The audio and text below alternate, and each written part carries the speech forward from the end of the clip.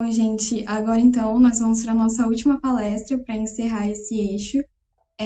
Como vocês sabem, esse eixo no início se dedicou a falar sobre exames complementares, mas a gente achou importante finalizar essa sala falando sobre o que vem depois do diagnóstico, né? Uma das nossas palestrantes fez uma analogia muito legal, falando que cada informação que o médico recebe forma um quebra-cabeça e a gente tem que juntar essas peças. Mas depois que a gente fecha esse quebra-cabeça, a gente precisa entregar essa informação para uma pessoa. Por isso a gente chamou o Dr. Diego, que é um querido professor nosso, para falar sobre o paciente sem cura, né? Qual é a importância e o papel do médico para a vida desse paciente e o manejo da qualidade de vida. Então, doutor Diego, muito obrigada por aceitar o nosso convite. Seja muito bem-vindo e o espaço é todo seu. Obrigado, pessoal. Vocês me ouvem bem? Aham.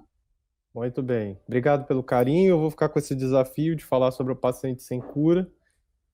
Eu optei fazer uma abordagem um pouco diferente, tá? Eu acredito que talvez essa de todas as aulas aí que eu vi da programação de vocês, seja que tenha menos pessoas, mas aqueles que ficarem a gente vai tentar dar uma visão um pouco fora da caixa, né, a respeito disso.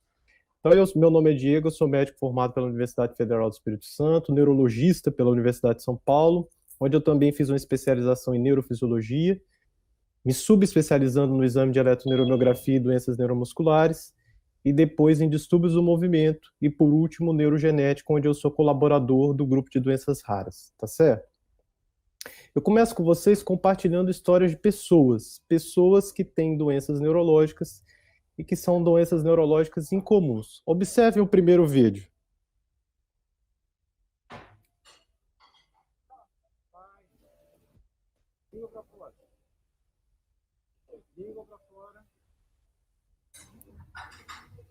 Vamos ver de novo, pessoal, agora com mais calma. Tentem observar uma coisa chamada fenomenologia do movimento.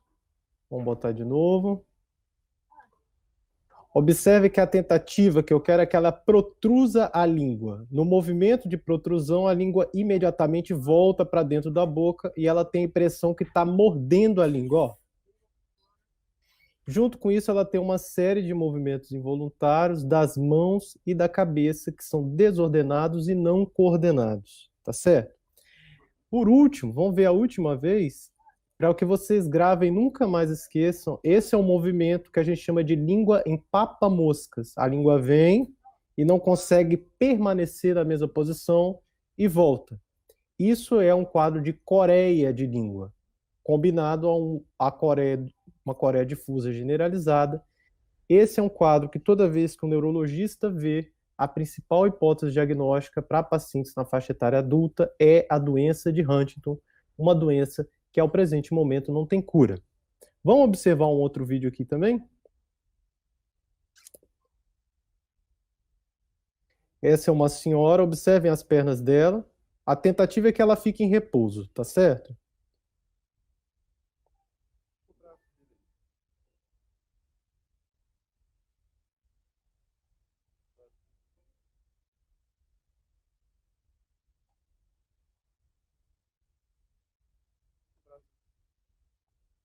Observe que nessa senhora, pessoal, que existe um movimento também involuntário, que é brusco, contínuo, que envolve todo o corpo, incluindo o segmento cefálico, cervical, axial, membros inferiores, tá certo?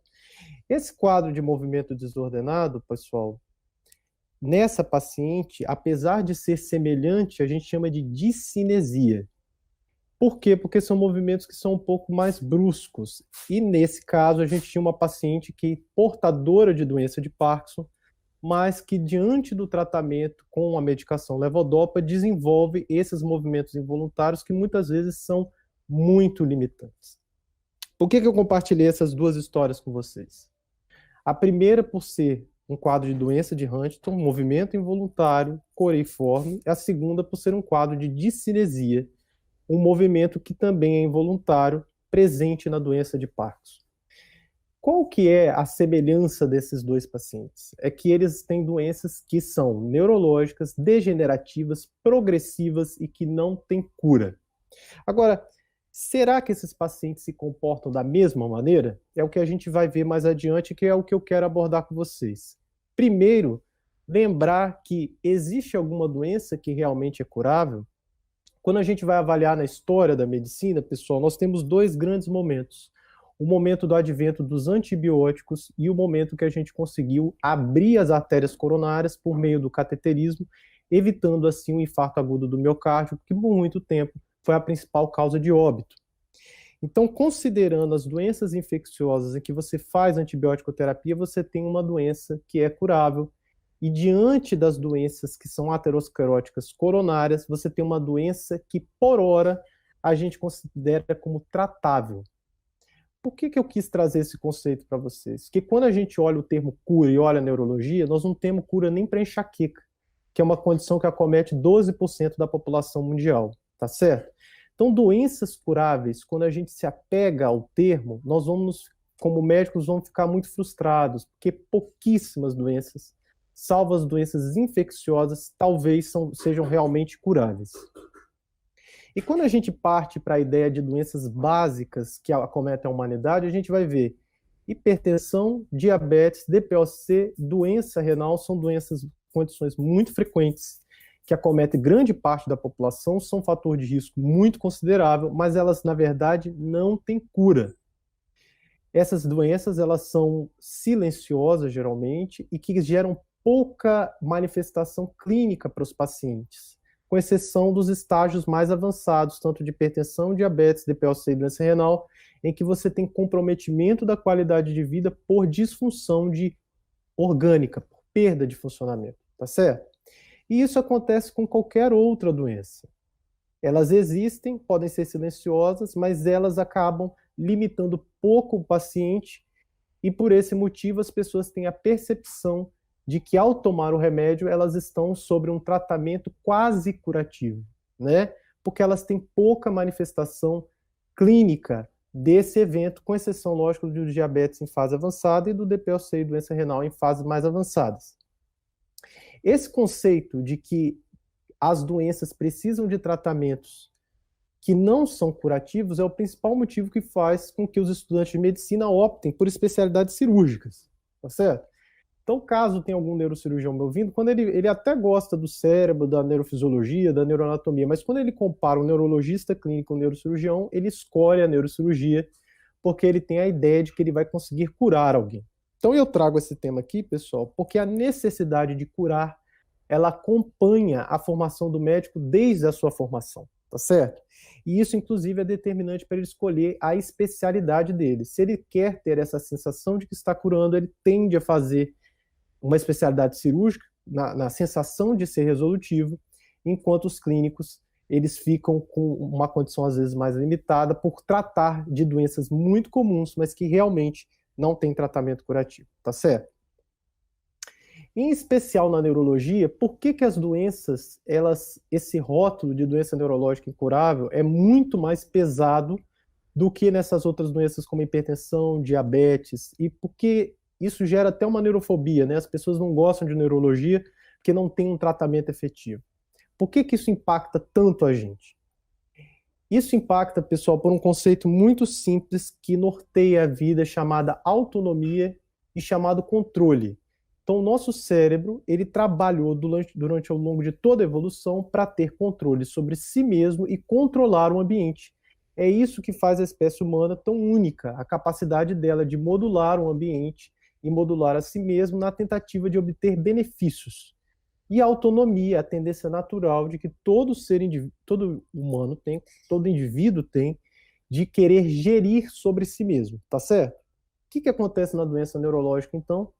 Ou eu tenho perda de funções que vão me limitar a autonomia, ou perda de funções que vão impedir que eu interaja com o ambiente e modificá-lo da maneira que seja para o meu benefício.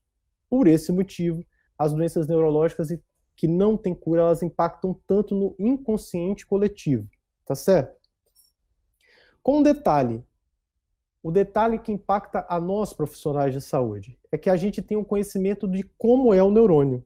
A gente sabe que o neurônio é uma célula eterna, que é altamente diferenciada, altamente específica, e que ao perdê-la, nós não vamos conseguir restaurá-las. Então, os trabalhos que tentaram avaliar a capacidade do neurônio de se regenerar, eles demonstraram um efeito muito anedótico, muito pequeno nos neurônios do hipocampo. Isso, inclusive, de ratos. Os demais neurônios, eles não parecem ter uma capacidade regenerativa. E mais, até mesmo os prolongamentos desses neurônios, ou seja, os axônios e as suas ramificações e as suas sinapses, eles podem ser modulados, mas uma vez que eles são lesados, existe uma dificuldade muito grande de acontecer um processo regenerativo. Além disso, cada neurônio que está situado em uma determinada topografia do cérebro assume uma atividade ou uma função específica, de maneira que se eu olhar um neurônio que está situado no cerebelo, ele é completamente diferente de um neurônio que está situado no córtex pré-frontal, na porção dorsolateral, tá certo? Isso coloca o neurônio como altamente específico, incluindo para a localidade do cérebro, o que não acontece com praticamente nenhuma outra célula. A outra coisa que existe, que além da localização, o neurônio é dependente de diversos estímulos que são denominados os estímulos das vias. O que eu quero dizer com isso, pessoal? Neurônios situados um ao lado do outro podem assumir características fisiológicas totalmente diferentes, dependendo das principais aferências ou eferências que ele tem. Isso vai afetar a maneira como o neurônio responde aos estímulos e vai afetar a própria função do neurônio. Então, se a gente der um exemplo de uma estrutura chamada globo pálido, o globo pálido ventral, ele está altamente relacionado às aferências do núcleo accumbens, estando relacionado, por exemplo, com a emoção, enquanto o globo pálido dorsal está altamente relacionado com as eferências do núcleo subtalâmico, tornando-se praticamente associado ao sistema motor. Por esse motivo, esses neurônios recebem também neurotransmissores diferentes, mesmo situados uns ao lado do outro. Ao receber um neurotransmissor diferente, a função neuronal também passa a ser completamente diferente, tá certo? Por último, a gente tem o princípio da atividade do campo elétrico. O que quer dizer isso? Quer dizer que o neurônio é uma célula que funciona também sobre regime de potencial de ação, ou seja, estímulos externos que sejam capazes de modular a sua atividade de membrana, e também estímulos relacionados a campo magnético, de maneira que se a gente submeter um neurônio à presença de um campo magnético, a função dele, o potencial de ação dele vai ser completamente modulado. Então, o que eu quis separar para vocês, pessoal, até agora?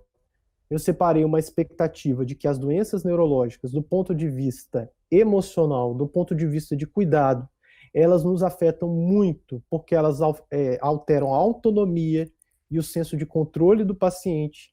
E do ponto de vista biológico, eu tenho uma célula que é altamente especializada, que é altamente dependente da localização que ela está, e uma vez que eu perdê-la, eu não vou conseguir substituí-la de maneira efetiva, tá certo? Então, baseado nesses aspectos emocionais, cognitivos e baseado nesses aspectos anatômicos, os pacientes e nós médicos entendemos por que as doenças neurológicas são tão graves, tá certo? Todo mundo é capaz de entender que uma doença neurológica é tão triste e tão limitante. Nós médicos geralmente entendemos por esse prisma degenerativo, enquanto os pacientes entendem por esse prisma funcional. Mas o que acontece quando a gente recebe uma notícia de que existe essa doença, então que não tem cura, que é uma doença que perdeu neurônios, que é uma doença degenerativa, seja ela qual for? Aqui nós estamos incluindo não só aqueles pacientes que eu mostrei de Parkinson e doença de Huntington. A gente está incluindo o paciente com Alzheimer, o paciente com esclerose múltipla, o paciente que teve AVC, ou seja, qualquer paciente que teve uma lesão neuronal e alteração do funcionamento do neurônio. Seja lá, pessoal, qual seja a doença neurológica que o paciente tem, todos nós estamos à espera de boas notícias. Pessoal, mesmo que você informe ao paciente qual é o diagnóstico que ele tem e você informe que é uma doença degenerativa, ele vai te perguntar assim, tem tratamento? Por quê? Porque, no fundo, ele mesmo que ele saiba que não tem tratamento que vá curá-lo, ele está à espera de uma boa notícia. E por que nós todos esperamos uma boa notícia? Porque nosso cérebro trabalha com uma recompensa imediata. Depois que você dá uma notícia que vai determinar um prognóstico futuro para ele muito triste, ou que seja muito desfavorável, o cérebro dele e ele, como indivíduo, precisam de uma recompensa. E essa recompensa imediata, pessoal, é quando o paciente pede para a gente o tratamento. Mesmo que você informe o prognóstico para ele de longo prazo e como a doença vai afetá-lo, ele quer saber sobre um tratamento que gere algum alívio, mesmo que seja para um único sintoma, mas que seja imediato. E por que isso, pessoal? Porque a nossa necessidade de ser tratado, ela é maior do que de ser curado. Aí você fala bem assim, nossa, mas isso não faz muito sentido, porque todo mundo o que quer é a cura. Não, lógico que todo mundo quer o que quer a cura. Mas lembra que no início eu mostrei sobre a hipertensão? Não tem cura. O diabetes não tem cura. A doença renal não tem cura. O DPLC não tem cura. Então, diante de tantas doenças que não têm cura, os pacientes já entendem de maneira inconsciente de que a doença não tem cura, mas ao receber um remédio, ela terá alguma forma de controle.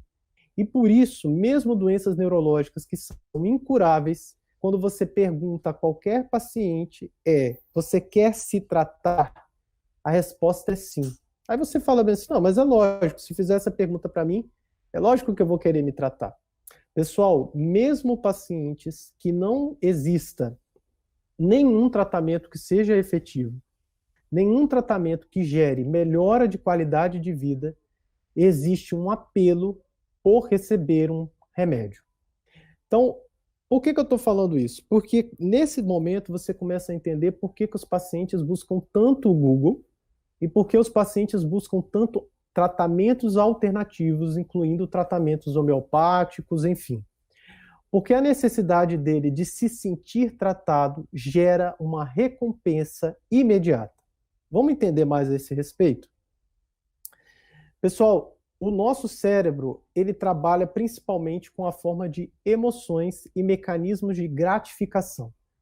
Então, esse trabalho aqui avaliou um dos nossos sistemas de recompensa, mostrando que tanto esse caudado ventral quanto a parte interior da nossa ínsula, que são estruturas relacionadas de alguma forma ao nosso sistema límbico recente, eles são ativados quando a gente oferece qualquer sistema de recompensa ou possibilidade de recompensa.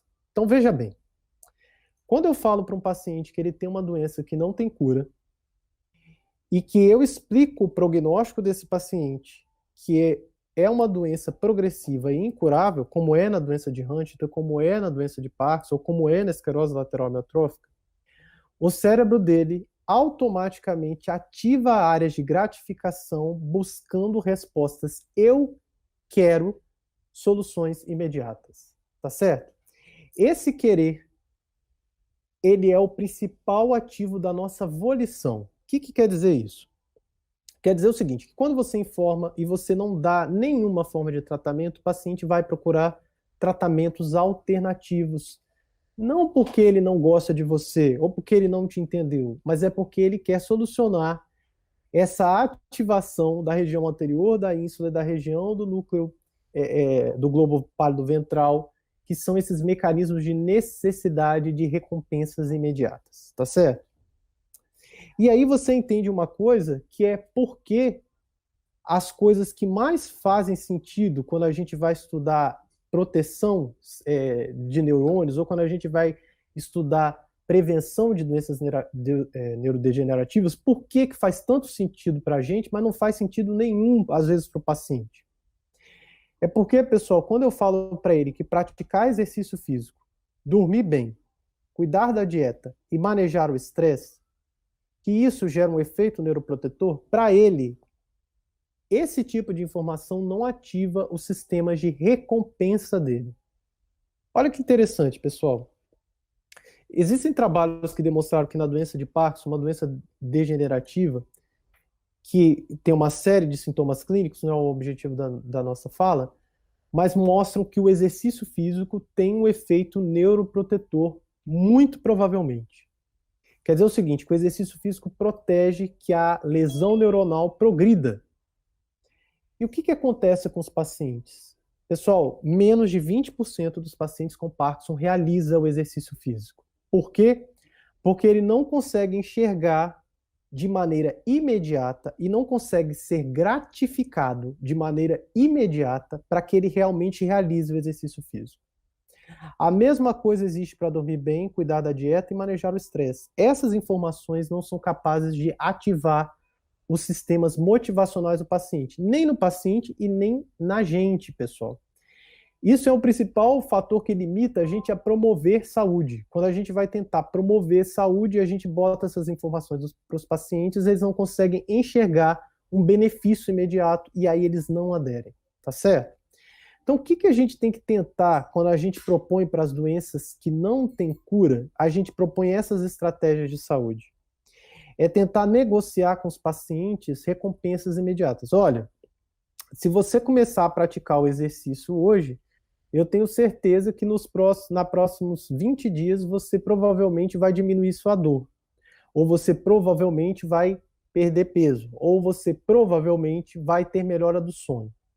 Ou seja, eu coloco uma estratégia de saúde atrelada a um benefício que seja imediato e eu vou mantendo esse paciente nesse tipo de estímulo para que ele lá na frente comece a obter os efeitos de longo prazo e aí o benefício dos efeitos de longo prazo passa a ser para ele um principal motivador. Aí você fala bem assim, puxa, mas que interessante. E é uma demanda muito frequente de pacientes que não têm doenças que sejam curáveis fazer exames. Aí o cara chega e fala bem assim, tem muito tempo que eu não faço um exame, doutor. Eu gostaria de fazer uma ressonância de novo. Aí você olha para o paciente e fala bem assim, mas você já tem o diagnóstico e fazer um novo exame não vai alterar minha conduta, porque você não tem uma doença que tem cura, ou seja, não vai mudar aquela estratégia que eu tenho para você. Então, percebam o seguinte, pessoal, por que os pacientes pedem tanto para a gente fazer exame? Então, esse trabalho que está aqui avaliou. Vocês desculpam que ficou esse negócio aqui atrapalhando vocês verem, mas esse trabalho aqui avaliou uma coisa que a gente chama de monitoramento progressivo e contínuo. O que é isso? Pessoal, todo mundo que é vigiado e que tem mecanismos de feedback trabalham ou se sentem mais confiantes do que aqueles que não têm. O que quer dizer isso? Quer dizer que os médicos que solicitam exames para os pacientes para medidas de segmento geram no paciente uma sensação de confiança de que ele está sendo assistido. Isso reforça o mecanismo deles de recompensa e eles passam a ter no médico uma referência muito maior e se sentem melhor tratados e, por isso, se sentem mais satisfeitos e felizes. Olha que loucura. Pessoal, nós estamos falando de pacientes que não têm doenças que sejam curativas, mas que o exame, de alguma maneira, tem um efeito emocional terapêutico. E por esse motivo eles exigem tanto. E aí é a hora que eu quero chamar a atenção de vocês. Tenham empatia quando os pacientes de um sistema público chegam para você e pedem, tem muito tempo que eu não faço um exame. Mesmo que, do ponto de vista clínico, você examinando, não tenha nada que faça você pedir o exame. Eles se sentem melhor assistidos, melhor cuidados, e eles se sentem protegidos. Por que eu estou falando isso? Que em ambulatórios de doenças como esclerose lateral amiotrófica, se a gente for comparar pacientes que fazem exames periodicamente, uma vez ao ano, e aqueles que não fazem, esses pacientes se sentem melhor cuidados e passam a se comparar com aqueles que não fazem os exames. E por que isso é importante, pessoal? Porque a gente entra num terceiro mecanismo de recompensa, que é o denominado incentivo social. Todos nós temos uma tendência natural a nos compararmos. E por que isso é importante? Porque o ser humano é um ser social. Então, quando a gente é um ser social, a gente tem uma tendência de utilizar o grupo como referência e nos comparar a essa referência. Quando o nosso grupo está bem, existe uma tendência a que nós tentamos ou competir, se a gente estiver realmente motivado, ou desistir. Mas dificilmente as pessoas vão se apegar àqueles que estão mais ou melhor do ponto de vista clínico para desistir. O que os pacientes geralmente fazem? No grupo que eles estão inseridos, eles se comparam aos piores e eles têm a seguinte ideia: pelo menos eu não estou tão ruim assim. Então, quem está mais ou menos olha para quem está numa situação clínica pior e fala bem assim: eu não estou tão ruim assim, eu quero chegar àquele pessoal que está um pouco melhor. E esse incentivo social, ele gera uma tendência dos pacientes a se esforçar mais, por exemplo, na prática de atividades físicas, nas práticas de reabilitação e na aderência de qualquer tratamento que você sugerir. Tá certo? Esse é um trabalho, então, pessoal, que avaliou justamente a aderência à realização de atividades físicas em grupos de pacientes. Em um grupo, pessoal, eles botaram as pessoas para competir de maneira saudável. O que é isso? Eles davam recompensas às pessoas que tiveram melhor desempenho, ao grupo de pessoas que tiveram melhor desempenho. O que mostrou? Aquelas que receberam as recompensas e os pacientes que não receberam recompensas, os que não receberam recompensas desistiram. E os que receberam ficaram mais motivados a continuar no tratamento e a continuar nas reabilitações, tá certo? Por último, pessoal, todo mundo tem expectativas, tá certo? Mesmo diante de um diagnóstico de uma doença que não tem cura, existe uma expectativa quando os pacientes fazem aquela pergunta: e o meu tratamento? Então, pacientes que não... Isso é um trabalho do JAMA, que avaliou o seguinte: pegaram um grupo de pacientes que não tinham terapias estabelecidas, ou seja, doenças que não tinham tratamentos com evidência, com tratamentos que sejam realmente benéficos, e chegaram para o paciente e perguntaram assim: olha, você aceitaria fazer parte de uma pesquisa que avaliaria um remédio? É possível que esse remédio não faça nenhum efeito no seu caso, tá certo? O que aconteceu, pessoal? Todos os pacientes quiseram participar da pesquisa e mais, eles superestimaram o benefício do medicamento, o benefício da tentativa do tratamento antes de recebê-lo. Então, mesmo que eles fossem informados que era uma pesquisa que talvez não tivesse benefício nenhum, a esperança deles motivava para que eles continuassem o tratamento. E diante do surgimento de um possível efeito colateral ou de ameaça de efeito colateral, eles diziam assim: não, mas não tem problema, isso não está me incomodando. Então, o que eu quis dizer, o que eu quis trazer para vocês, pessoal?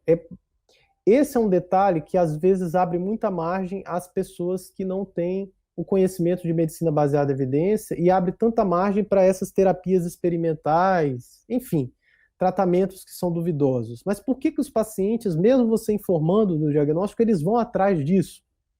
Porque eles superestimam o benefício de qualquer tratamento, de qualquer terapia, diante de não se tentar nada, tá certo? Então, como que a gente vai lidar com um paciente que não tem cura? Nós temos que entender esse mecanismo de como o cérebro dele funciona para a gente poder auxiliá-lo.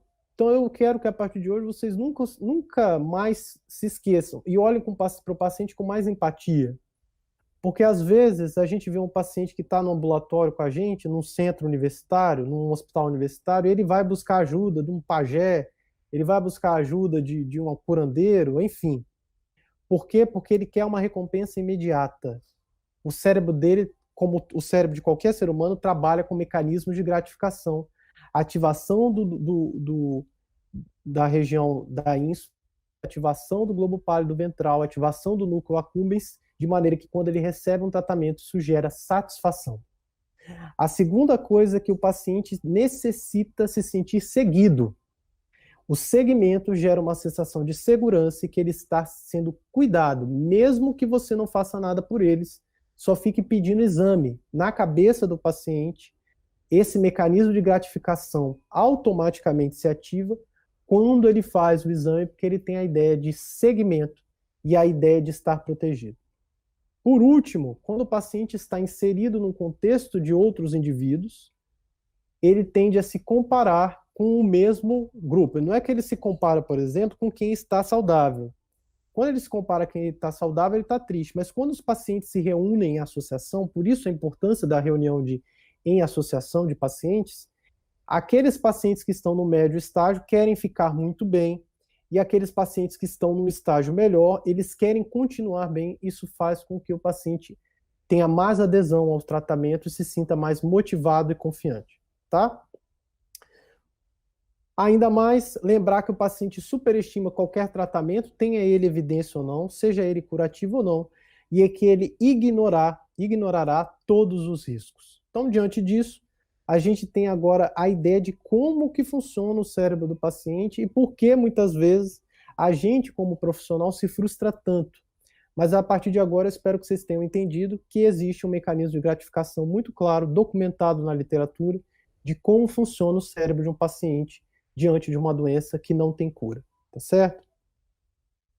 E nós, pessoal, como que nós médicos estamos diante de pacientes que não têm cura? Pois é, o nosso cérebro, como qualquer outro ser humano, também quer uma recompensa, tá certo? E que recompensa que é isso? Esse é um trabalho publicado esse ano, em fevereiro desse ano, publicado na Science, que avaliou o seguinte: ele pegou um paciente, pegou um médico, e no momento que o paciente foi atendido, acabou de ser atendido, foi realizada uma ressonância funcional no cérebro do médico para avaliar que áreas do cérebro estavam ativas, tá certo? Os pacientes que demonstravam afeto, confiança no profissional, ativavam áreas de recompensa e prazer no médico. Exatamente as mesmas áreas que os pacientes ativam quando eles querem e recebem um tratamento inicial. E isso demonstra o quê, pessoal? Demonstra que a nossa empatia com o paciente, ela aumenta à medida que nós somos reconhecidos pelo nosso trabalho. Por que isso é tão importante, pessoal? Agora, para a vida. Porque reconhecimento é a melhor coisa que a gente pode dar para um profissional. Reconhecimento é a melhor coisa que a gente dá para alguém que está trabalhando, não é verdade? Então, quando vocês estão fazendo as iniciações científicas de vocês, o trabalho de vocês, seja lá o que for, o que mais vocês desejam de maneira íntima é o reconhecimento. O que vocês mais desejam é que vocês sejam comparados ou que estejam no grupo sempre dos melhores. Por esse motivo, pessoal, a nossa relação como médico ou a nossa relação como trabalho, seja lá o que for, ela aumenta à medida que nós somos mais estimulados e reconhecidos, tá certo? Por que isso é importante? Porque diante de pacientes que não têm cura, a nossa tendência a tentar tratamentos fora de evidência ou tentar ajudar pacientes aumenta quando os pacientes depositam em nós confiança e realmente falam, expressam a qualidade do nosso trabalho. Tá certo? Então aqui eu só quis trazer que assim como os pacientes estão sujeitos a um mecanismo de gratificação, nós como médicos também estamos. E aí a gente vem para um bloco agora mais científico, que é qual é, afinal, a perspectiva desse paciente que não tem cura? E quais são os desafios no caminho desse paciente que não tem cura? Mais uma vez, 100% dos pacientes quer que você traga algum tratamento e esse tratamento tem que trazer um resultado imediato, tá certo? Não adianta eu dar uma medicação que vá, talvez, alterar a evolução da doença em longo prazo, porque o que os pacientes querem é um tratamento que seja de resultado imediato, que ele possa palpar, que ele possa mensurar. Por esse motivo, pessoal, o tratamento de sintomas é tão relevante. Tá certo? Porque os pacientes entendem que quando eles trazem sintomas como dor, sintomas como alteração do sono, sintomas como depressão e ansiedade, eles conseguem ter algo palpável que você traz alguma terapia que traz um resultado imediato. Tá certo? Isso melhora a relação médico-paciente e dá a percepção ao indivíduo de que ele está sendo cuidado. Agora, o paciente quer o remédio, ele tem essa necessidade, mas por que na realidade as tentativas de tratar são tão frustrantes? Então, quando a gente foi fazer as pesquisas sobre Alzheimer, Atualmente já foram tentados mais de 40 anticorpos monoclonais que atuassem na fisiopatologia do Alzheimer e nós não obtivemos nenhum resultado, tá certo? As terapias atuais de Alzheimer, quando a gente vai ver os trabalhos na profundidade, elas não melhoram qualidade de vida e elas não são capazes de melhorar funcionalidade de memória e atenção. Ainda assim, é consenso de todos os profissionais de iniciar um tratamento com Alzheimer, entre eles a rivastigmina, a donepezila, o Exelon PET. Esses tratamentos, eles podem melhorar um pouco fatores comportamentais, mas eles não alteram a evolução da doença. A mesma coisa acontece com outras doenças degenerativas. A gente entende o mecanismo fisiopatológico, mas a gente não é capaz de, mesmo entendendo esse mecanismo, conseguir trazer uma medicação que seja realmente eficaz, mesmo que seja para tratar sintomas.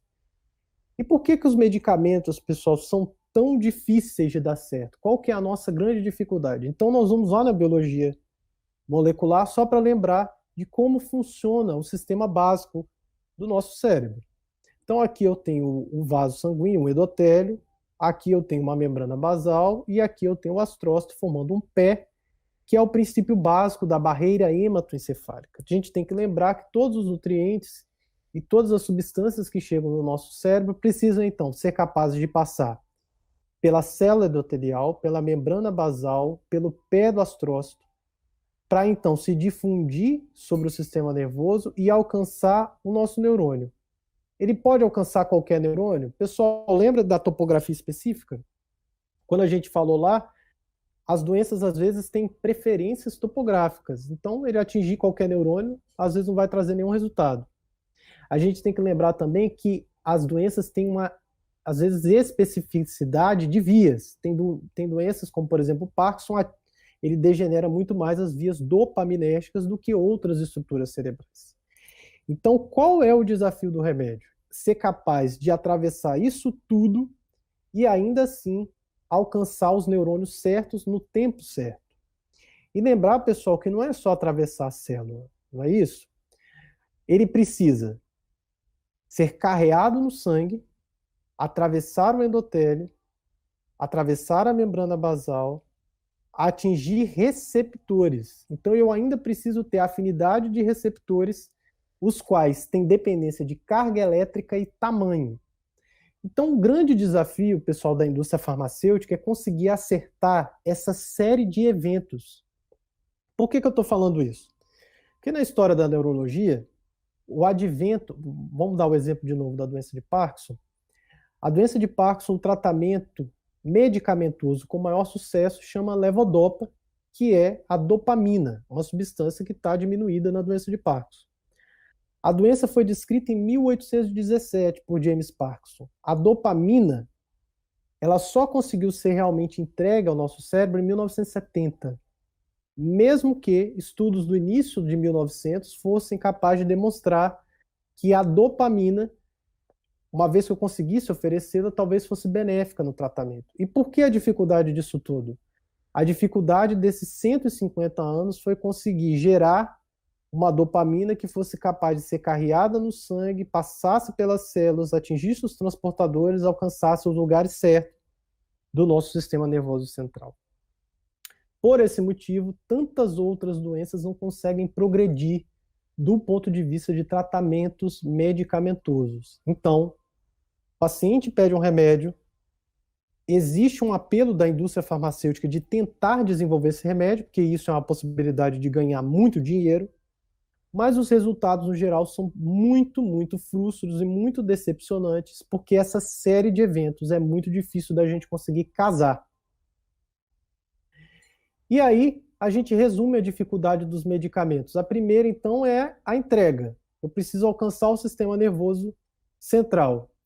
A levodopa, pessoal, só em 1970 ela conseguiu passar no sangue e alcançar o sistema nervoso central, tá certo? Antes a gente não conseguia dar a molécula de uma forma estável. Ela causava uma série de efeitos colaterais quando ela caía no sangue e facilmente se degenerava, tá certo? O segundo ponto é atuar específica. Ela precisa atuar ou na via lesada ou no lugar que vai modular a atividade dessa via. E o outro é perenidade. Muitos dos estudos, às vezes, conseguiram entregar a molécula no sistema nervoso, mas não conseguiram que ela durasse tempo suficiente para gerar uma neurotransmissão que resultasse em algum evento clínico, tá certo? Então, por que isso é importante, pessoal? Que às vezes a gente, durante a academia, durante a graduação, a gente pensa muito no medicamento, o medicamento, descobrindo um novo medicamento. Mas o desafio dos medicamentos são sempre esses. Até que a gente chegou ao momento atual que a gente desbloqueou a Matrix. O que é isso? Então, com o avanço da neurogenética, com o avanço do entendimento do DNA, finalmente a gente conseguiu entender que possivelmente melhor do que eu oferecer um medicamento é eu modular a atividade de genes. E como que a gente faz isso? A gente fez isso olhando para o futuro, de maneira que fugimos das tentativas de remédio e agora todas as pesquisas para doenças que não têm cura estão relacionadas à neurogenética e relacionadas à neuromodulação. Aí você fala bem assim, poxa, mas a aula era sobre pacientes sem cura e você traz o tema de neurogenética? Por quê, pessoal? Porque essa realidade chegou. Então, os trabalhos têm mostrado já resultados e drogas já com licença para tratamento clínico e com evidência, elas já existem utilizando o conceito de neurogenética. Por que isso é importante? Porque é uma doença que eu chamava de incurável ou intratável até 5 anos atrás não é mais, tá?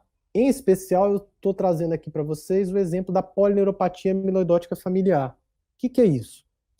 A polineuropatia amiloidótica familiar é uma doença progressiva que não tem cura, caracterizada por uma lesão dos nervos periféricos que causava uma neuropatia associada a fenômenos de desautonomia, como arritmias, disfunção esfincteriana, e em cerca de 10 anos, esses pacientes, pelo quadro desautonômico, morriam.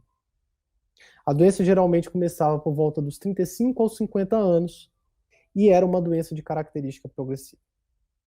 O que a turma estudou e fez? Pessoal, o gene causador da polineuropatia amiloidótica familiar era um gene que sofria uma mutação, que é o gene chamado TTR, o gene da transtirretina, que sofria uma mutação que produzia uma proteína anormal. Olha que interessante. Muitas das doenças que a gente tem degenerativas ou incuráveis, elas têm um mecanismo genético, tá certo? Em especial, estou citando a PAF, a mutação do gene gerava uma proteína anormal, a proteína anormal era lesiva para a célula. O que o pessoal fez? Bom, se o problema está na presença da proteína anormal, vamos bloquear a produção dessa proteína anormal. Lembra? DNA vira RNA que vira proteína. E aí o que eles fizeram? Bom, o RNA para virar proteína precisa de uma leitura pelo ribossomo. Eles criaram exatamente um RNA que na hora que o ribossomo vai ler, ele compete, ele se liga ao RNA defeituoso, bloqueando a produção da transtirretina mutada. E qual que é o resultado que esse pessoal obteve, pessoal? Eles obtiveram uma melhora da qualidade de vida de mais de 30% e uma redução da taxa de mortalidade em 10 anos de 50%. Essa era uma doença que até pouco tempo atrás a gente considerava que era uma doença praticamente intratável. Veio um conceito de genética e mudou a realidade dessa doença, tá certo? A mesma coisa, que é algo que vocês estão vendo muito polêmico, é a amiotrofia muscular espinhal, que é a terapia gênica. Então, finalmente, a Novartis praticamente já lançou a droga nos Estados Unidos. Ela conseguiu atrelar uma sequência de DNA, né, um gene, que é um gene normal, a um vírus, colocando esse gene normal dentro do vírus. Esse vírus é capaz de se ligar especificamente nas regiões em que o DNA está mutado, tirar ou simplesmente introduzir o gene normal, fazendo com que ele gere uma matriz de leitura e a proteína que não era produzida passa a ser produzida, tá? O valor disso aqui, pessoal, isso aqui está orçado em muito mais de 2 milhões para cada paciente, 2 milhões de dólares, muito mais do que isso, tá? Por que eu trouxe isso? Porque, cuidado, o conceito de um paciente sem cura hoje talvez não seja o conceito de um paciente sem cura amanhã. Mesmo doenças como a esclerose lateral amiotrófica, esse foi um trabalho que saiu esse ano no New England, que mostrou já que para uma determinada mutação, que é a mutação da superóxido dismutase, eles já foram capazes de desenvolver um RNA que se ligava a um vírus e que talvez gerasse um transcrito normal ou minimamente saudável, tá? E aqui eu trouxe para onde as pesquisas estão caminhando, para das doenças incuráveis, pessoal, que é esse conceito de CRISP. O que é isso? É o conceito de tecnologia de edição de DNA, em que eu sou capaz de pegar um neurônio, abrir esse neurônio, o DNA desse neurônio, e fazer modificações editando o DNA defeituoso. Tá certo? Então eu trouxe esse aspecto técnico dos pacientes que não têm cura. Lembrar que cuidado com esses rótulos, eles existem, mas a gente precisa estudar continuamente para não privar um paciente de uma doença potencialmente tratável à medida que os conceitos de medicina e os conceitos de genética vão se renovando. E por último, pessoal, eu trago para vocês a neuromodulação. Então, se o remédio tem essas dificuldades todas de gerar um tratamento, se o remédio tem essas dificuldades todas de, ao chegar onde ele precisa chegar, talvez se eu oferecer uma corrente elétrica, fornecer um campo magnético, eu vou ser capaz de alterar esse potencial de ação desse neurônio e gerar uma atividade modulatória sobre ele. Então aqui, eu comecei compartilhando com vocês uma história, que foi uma paciente com doença de Huntington. Atualmente existe um trabalho nos Estados Unidos de edição de DNA, tá? De terapia gênica envolvendo... Existe uma pesquisa de terapia gênica e existe uma pesquisa envolvendo silenciamento. Deixa eu só fazer uma pausa aqui. A doença de Huntington, pessoal, é produzida por uma mutação num gene chamado da huntingtina, tá certo? Esse gene é um gene muito longo e ele acaba produzindo um gene que a gente chama de em expansão de trinucleotídeos, ele acaba produzindo um efeito tóxico, porque ele é muito grande, tá certo? Esse gene da huntingtina defeituoso. E aí, o que as pesquisas estão avaliando, já são ensaios clínicos na fase 2, é justamente de eu desenvolver um RNA que seja capaz de ligar nesse transcrito, impedindo a leitura, impedindo a tradução, e com isso, sem huntingtina, é possível que haja diminuição da lesão neuronal, tá certo? Então, citei o exemplo lá inicial de que existe uma terapia já em andamento, é possível que isso já saia nos próximos 3 a 5 anos, tá? E aqui eu trago aquela paciente que tinha aquele quadro de discinesia da doença de Parkinson, que estava completamente limitada devido a esse quadro de movimento involuntário que surge com o uso da medicação da levodopa, em quase 50% dos pacientes. E aqui a gente traz a mesma paciente após ser submetida à cirurgia de estimulação cerebral profunda. Observem que ela tem um grau de lentidão ainda, ela tem uma hipomimia facial, tá vendo como ela tem uma marcha quase robótica. Observem a postura da mão, vamos ver de novo.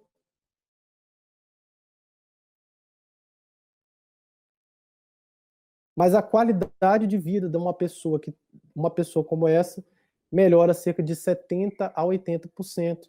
Um tratamento que foge do convencional, que foge do uso de medicamentos, mas que com certeza é capaz de mudar a história e a vida das pessoas. Tá certo? Então, qual que é a conclusão que a gente tira desse conhecimento todo de pacientes sem cura do ponto de vista neurológico? É que a limitação funcional deles afeta muito, afeta a perspectiva que ele tem em relação a outras doenças que não têm cura.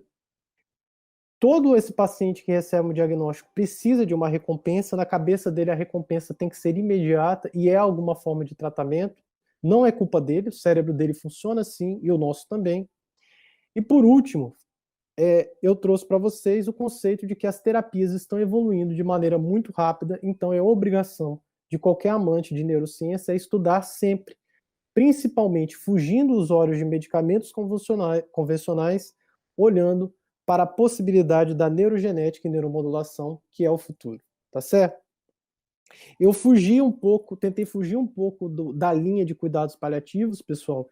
Nessa aula achei que não era um tema que a gente deveria abordar. Lógico, vocês podem me cobrar essa posição, fica à vontade. Mas eu quis colocar principalmente que quando nós entendemos as necessidades dos pacientes, isso facilita muito mais a nossa empatia e assim nos motiva muito mais a ser médicos melhores e que estudam sempre. Tá bom? Com isso nós terminamos. Gostaria de agradecer a vocês o carinho por terem me ouvido. Muito obrigado. Doutor Diego, quero te agradecer imensamente por essa aula. A cada aula sua que eu tenho, a minha admiração pelo profissional que você aumenta, porque você sempre entrega mais do que a gente pede e com uma Ah, didática obrigado. excelente, então a gente sempre aprende alguma coisa nova. E eu sei que essa percepção não é só minha, porque meus colegas também comentam, se já assistiram outras aulas. Então, te agradeço imensamente. Eu acho que todo mundo aí tem muita coisa para pensar depois dessa aula, para analisar e estudar. Então é isso, eu queria te agradecer e Obrigado, avisar obrigado, o Kézia, pessoal. por seu elogio. Eu que agradeço. Posso agradecer também? Pode. Eu queria agradecer porque, assim, eu vi que o evento envolve profissionais do Brasil todo e bons Sim, profissionais, e eu me senti imensamente honrado e lisonjeado com o carinho de vocês, tá bom? Espero que vocês, se eu não atingir a expectativa, às vezes, de alguns que pensavam que eu ia abordar o tema de outro jeito, eu peço desculpa, preferi abordar nessa linha, tá? Mas trazendo coisas que talvez vocês não tinham olhado previamente, mas agradeço imensamente o carinho, de todo o coração mesmo. a gente que agradece. Só respondendo aqui que perguntaram no chat se o Dr. Diego tem Instagram, ele tem sim, é @Dr. Diego de Castro, doutor só DR. Então, confiram lá, porque o Instagram dele é bem informativo, inclusive para pacientes, então vocês podem indicar para pacientes que vocês conhecem. E Ah, obrigado, Kézia. eu queria agradecer a presença de todo mundo que acompanhou a gente aí nesses 4 dias de pré-evento. Espero que vocês tenham aproveitado e aprendido bastante e convido vocês a continuarem com a gente. Amanhã vai ser a abertura do evento com os presidentes das sociedades que estão apoiando a gente. E sábado e domingo tem muita aula ainda para assistir, então confiram a programação no site, se organizem para aproveitar aí, porque, como o doutor Diego comentou, a gente tem palestrantes do Brasil inteiro, palestrantes de alta qualidade, temas incríveis, então foi tudo muito bem planejado e eu espero que vocês aproveitem de verdade. Agradeço a Muito presença de bom. todos. Vamos encerrar aqui. Boa, boa noite, pessoal. Obrigado. Boa noite.